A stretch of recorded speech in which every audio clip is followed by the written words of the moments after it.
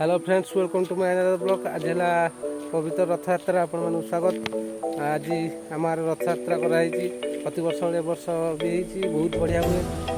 वर्ष गोटे वीडियो कर छाड़ापी भावी आपको निहाती आम रथ यात्रा निहाती भल लगे बोली आशा करुँगी। आपको वीडियो भल लगे निहाती लाइक करेंगे आ कमेंट जनइबे।